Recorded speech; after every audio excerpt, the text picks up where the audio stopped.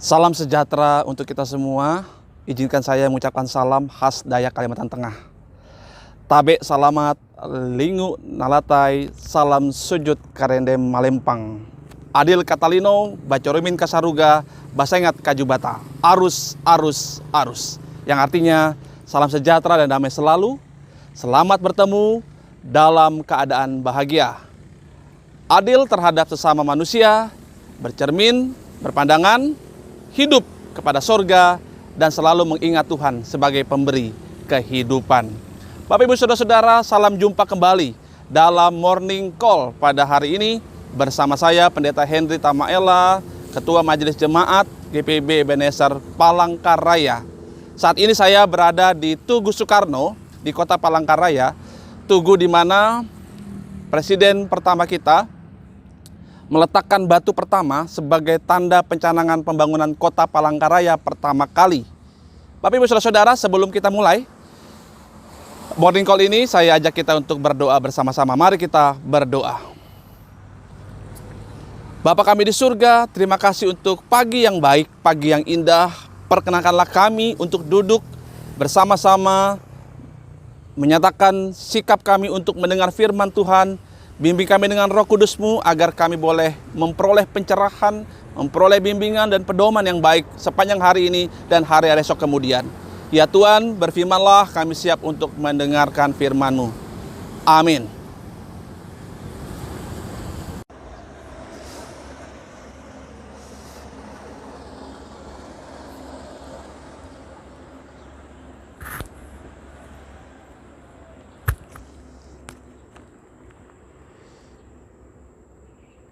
Ibu bapak saudara-saudara yang dikasihi Tuhan kita Yesus Kristus, anak-anak di rumah yang senantiasa bersuka cita, bacaan Alkitab pada pagi ini terambil dari Mazmur 127 ayat yang pertama sampai ayat yang kelima. Mazmur 127 ayat yang pertama sampai ayat yang kelima. Demikian firman Tuhan. Nyanyian ziarah Salomo. Jikalau bukan Tuhan yang membangun rumah, sia-sialah usaha orang yang membangunnya. Jikalau bukan Tuhan yang mengawal kota, sia-sialah pengawal berjaga-jaga. Sia-sialah kamu bangun pagi-pagi dan duduk-duduk sampai jauh malam, dan makan roti yang diperoleh dengan susah payah, sebab ia memberikannya kepada yang dicintainya pada waktu tidur. Sesungguhnya anak-anak lelaki adalah milik pusaka daripada Tuhan, dan buah kandungan adalah suatu upah. Seperti anak-anak panah di tangan pahlawan, demikianlah anak-anak pada masa muda. Berbahagialah orang yang telah membuat penuh tabung panahnya dengan semuanya itu. Ia tidak akan mendapat malu apabila ia berbicara dengan musuh-musuh di pintu gerbang. Demikian firman Tuhan. Bapak, Ibu, Saudara-saudara, dan anak-anak yang penuh dengan sukacita dan damai sejahtera. Tadi saya sempat mengajak Bapak Ibu untuk melihat patung Tugu Soekarno, tempat di mana Soekarno meletakkan pancang pertama untuk pembangunan Kota Palangkaraya. Saya teringat dengan perkataan Soekarno yang demikian. Jikalau aku melihat anak-anak di desa-desa dengan mata bersinar-sinar, Pak merdeka, Pak merdeka, Pak merdeka. Aku bukan lagi melihat mata manusia. Aku melihat Indonesia. Ini kutipan dari perkataan Soekarno. Siapa yang tidak mengenal beliau? Seorang pahlawan. Pahlawan yang tidak sempurna memang, tapi memiliki visi yang jelas sebagai manusia, memiliki komitmen untuk membangun rumah bagi bangsanya sendiri. Bapak, Ibu, Saudara-saudara, dan anak-anak yang penuh dengan sukacita. Dari sini kita sepakat bahwa seorang pahlawan seperti Soekarno adalah seorang yang berjuang untuk membangun, untuk menciptakan, untuk mempersiapkan masa depan orang-orang yang dicintainya, orang-orang yang dikasihinya. Nah, mari kita andaikan bahwa masa depan itu adalah rumah yang akan kita bangun. Dan rumah yang akan menjadi tempat bagi anak-anak dan cucu-cucu kita. Presiden Amerika Serikat Theodore Roosevelt pernah berkata, kita tidak dapat mempersiapkan masa depan bagi anak-anak kita, tetapi kita dapat mempersiapkan anak-anak kita bagi masa depan.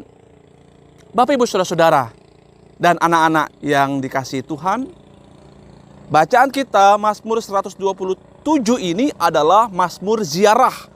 Mazmur yang lahir dan penting dalam penghayatan seseorang ketika berjalan menyongsong masa depannya. Bukankah hidup harus terarah ke depan? Bukankah orang yang berziarah adalah orang yang berjalan menatap masa depan? Pemazmur menuliskan dua hal penting, variabel tentang masa depan. Dalam bacaan kita ini, yang pertama, variabel pertama adalah rumah. Firman Tuhan berkata, jikalau bukan Tuhan yang membangun rumah, sia-sialah usaha orang yang membangunnya. Jikalau bukan Tuhan yang mengawal kota, sia-sialah pengawal berjaga-jaga. Dan variabel yang kedua adalah anak-anak. Bapak Ibu bisa lihat di ayat yang ketiga. Sesungguhnya anak-anak lelaki adalah milik pusaka daripada Tuhan, dan buah kandungan adalah suatu upah. Bapak, Ibu, Saudara-saudara, dan anak-anak yang dikasihi Tuhan kita Yesus Kristus, membangun rumah dan berbicara tentang anak-anak berarti bicara soal ketentuan Tuhan yang di dalamnya ada kasih dan anugerah Tuhan. Kita bicara yang pertama tentang rumah. Kita, Bapak, Ibu, dan saya, dan anak-anak sekalian, adalah orang yang harus membangun banyak hal. Fokus kita adalah membangun masa depan. Dan ketika kita membangun rumah, kita juga harus meletakkan proses pembangunan itu di bawah kehendak Tuhan. Saya asumsikan, rumah Tuhan ini bukan sekedar rumah fisik. Rumah yang dimaksud oleh Mazmur bukan sekedar rumah materi, bukan kuantitas, tetapi makna terdalam dari sebuah rumah. Maksudnya adalah maksud rohani. Sebuah rumah yang berkualitas. Itulah kenapa patut dibedakan antara house dengan home. Kita bicara tentang home di sini. Kita bicara tentang kualitas orang-orang di dalamnya.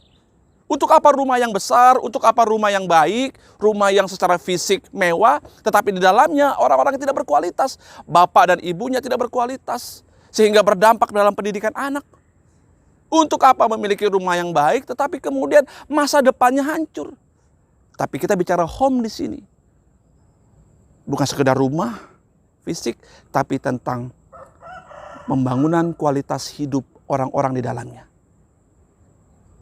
Dan jalan utama untuk pembangunan kualitas hidup adalah meletakkan segala rencana-rencana kita di bawah kehendak Tuhan. Membangun rumah yang adalah masa depan itu sendiri. Maka bahan-bahan yang dibangun adalah batu-batu yang hidup, bukan batu-batu yang mati. Dan batu-batu yang hidup itu, Bapak Ibu Saudara, Bapak Ibu bisa baca di Petrus, Tuhan berkata bahwa bangunan adalah batu-batu yang hidup. Membangun rumah dengan batu-batu hidup itu membangun manusianya. Membangun manusia yang taat, membangun manusia yang takut kepada Tuhan. Artinya batu-batu yang hidup itu adalah aspek kemanusiaannya. Di sini kita masuk kepada variabel yang kedua tentang masa depan menurut pemazmur, yaitu anak-anak. Mazmur mengatakan bahwa anak-anak adalah milik pusaka Tuhan. Anak-anak adalah anugerah Tuhan. Tapi yang menarik, Bapak Ibu Saudara, di ayat yang keempat, Mazmur berkata, seperti anak-anak panah di tangan pahlawan, demikianlah anak-anak pada masa muda. Siapa pahlawan itu? Pahlawan itu adalah Bapak, Ibu, dan saya. Saudara-saudara semua. Yang sudah belajar untuk menyerahkan seluruh kehendak kita di tangan Tuhan. Yang sudah tahu bagaimana membangun rumah, bukan sekedar kuantitas, tapi kualitas hidup. Menjadi pribadi yang taat dan sepenuhnya berserah kepada Tuhan. Dan ketika kita disebut pahlawan, berarti sebagaimana yang saya katakan di awal tadi, seorang pahlawan adalah seorang yang berjuang mempersiapkan masa depan untuk orang-orang yang dicintainya. Sebagai orang tua, saya, Bapak, Ibu, dan saudara adalah pahlawan bagi anak-anak kita. Berkorban waktu, berkorban tenaga. Di masa-masa pandemi ini, Bapak, Ibu, saudara-saudara, kita dituntut sebagai orang tua untuk lebih fokus mendidik anak-anak kita. Ketika anak-anak belajar di rumah secara online, didikan kita lah yang menentukan sekarang kesabaran, ketekunan. Saya memahami, kita semua memahami bahwa terkadang kita sering marah, emosi ketika kita mendidik anak kita yang terkadang sulit untuk mengerti. Tapi ini proses.